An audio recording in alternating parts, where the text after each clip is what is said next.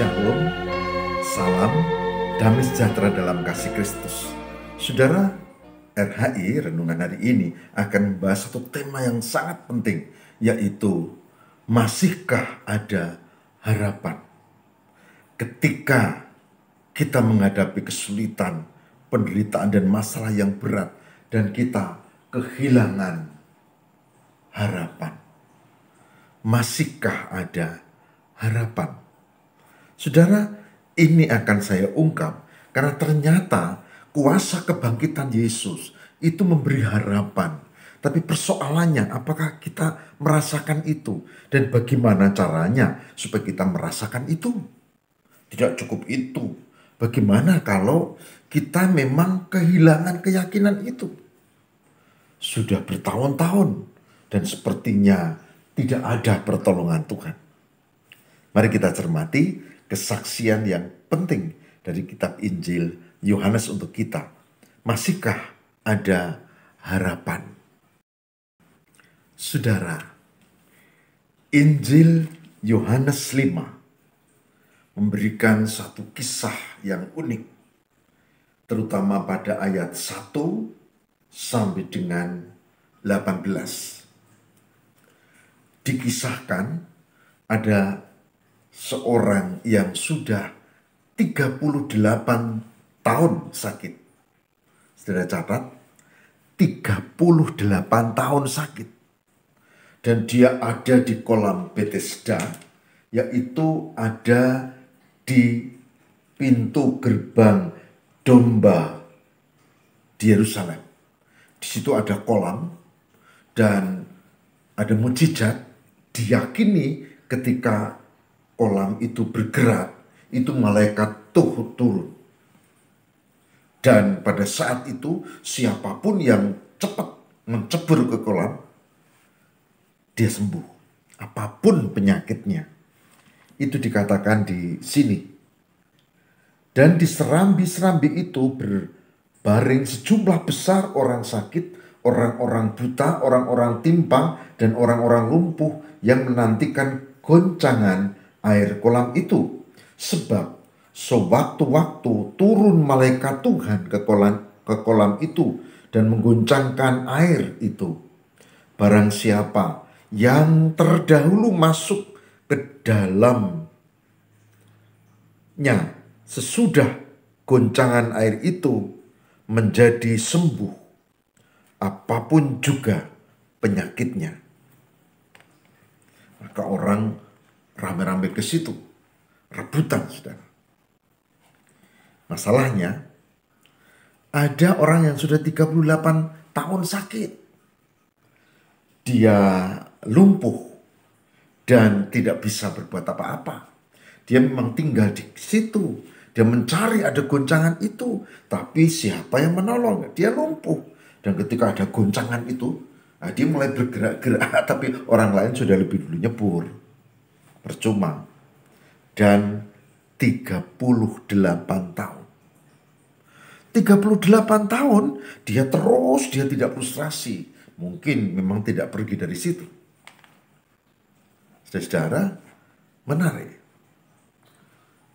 Pertanyaannya, masihkah ada harapan? Dan dengan cepat kita menjawab, mungkin tidak.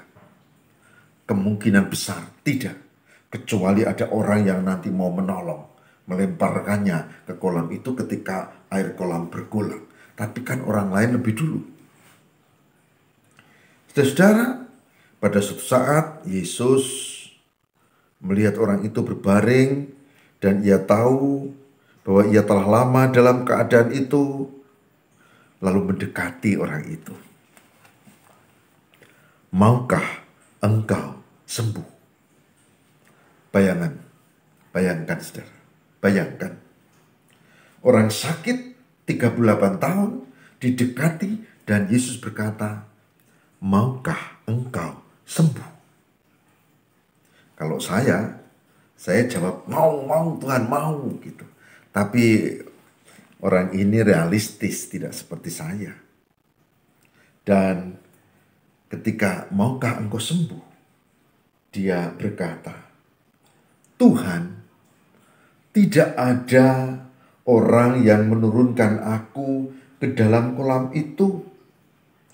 Apabila airnya mulai goyang, dan sementara aku menuju ke kolam itu, orang lain sudah turun mendahului aku. Sebuah tanggapan yang beda.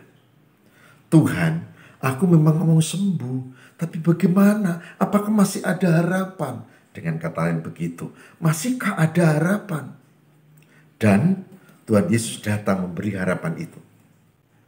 Tuhan Yesus tidak mengangkat, tidak menunggu itu air kolam bergolak, tidak. Tapi di dalam ayat di Yohanes 5 ayat 8, Yohanes 5 ayat 8 dikatakan, bangunlah, angkatlah tilammu dan berjalanlah. Aneh. Karena apa?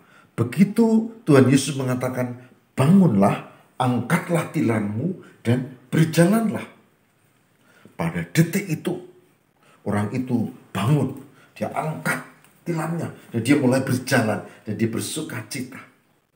Saudara, 38 tahun. Dan ini hampir mustahil, atau memang mustahil.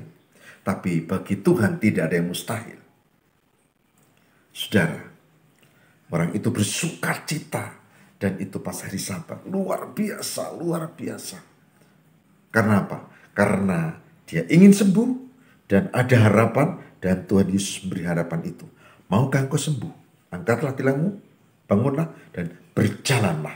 Dan dia sembuh. Saudaraku yang terkasih di dalam Tuhan, mungkin saudara dan saya sekarang sedang dalam kondisi seperti orang tadi yang lumpuh 38 tahun.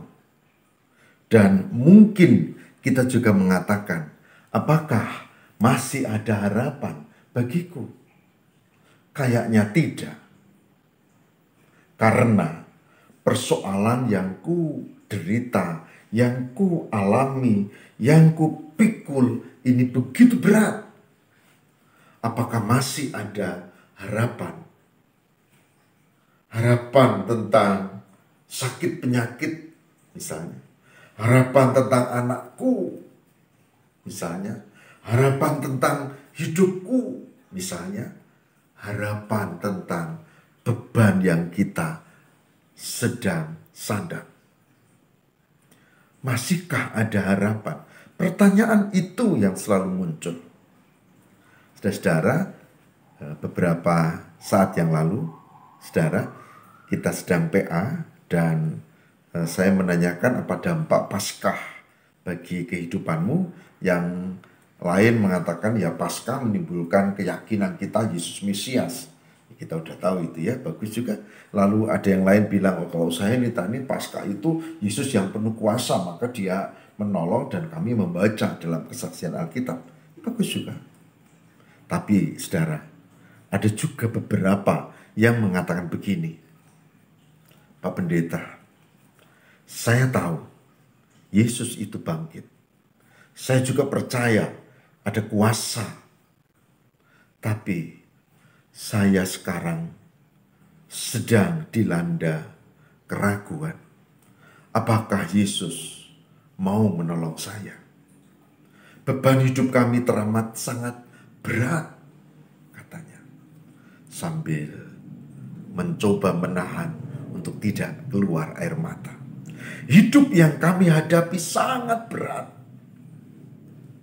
Dan dengan pelan dia berkata, sebetulnya saya meragukan Tuhan. Saudara, ini bagian penting. Kadang-kadang kita itu memang seperti itu. Bahkan seperti tadi si lumpuh, apakah engkau mau sembuh? Enggak, menjawabnya yes, iya, enggak. Tapi Tuhan, apa mungkin? Apa mungkin ada harapan? Kita kadang ragu-ragu. Tapi Yesus menjamah, Yesus mendekati dan berkata, bangkitlah, angkat tilammu dan berjalanlah. Saudara, itu yang akan terjadi pada kita kalau kita memiliki keyakinan yang sama. Kita sekarang mungkin memang sedang penuh derita, persoalan dan kesulitan yang bertubi-tubi. Dan kadang itu membuat kita kehilangan keyakinan. Tapi sekarang juga dulu dan kapanpun Yesus itu tetap penuh kuasa. Persoalannya adalah apakah kita peka bahwa Tuhan itu pasti akan menolong kita dan akan membuat kita mengalami kebangkitan yang baru. Saudara, Yesus bangkit, Paskah itu jelas dan pertolongannya itu nyata, tapi itu tidak dilakukan secepat-cepatnya, tapi dilakukan pertolongan Tuhan itu setepat-tepatnya. Karena apa? Karena Tuhan punya waktunya sendiri. Nah, apakah kita punya ketabahan? Apakah saudara dan saya punya keyakinan? Apakah saudara dan saya mau untuk seperti si lumpuh tadi yang taat? Angkat tilammu dan dia langsung. Dia tidak debat lagi. Dia tidak ragu-ragu lagi. Meskipun pertama-tama dia ragu-ragu. Nah, saudara, cobalah berefleksi akan hal ini. Tuhan akan menolong kita.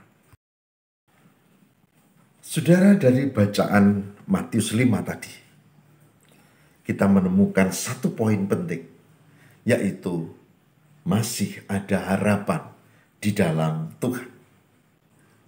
Masih ada harapan di dalam Tuhan.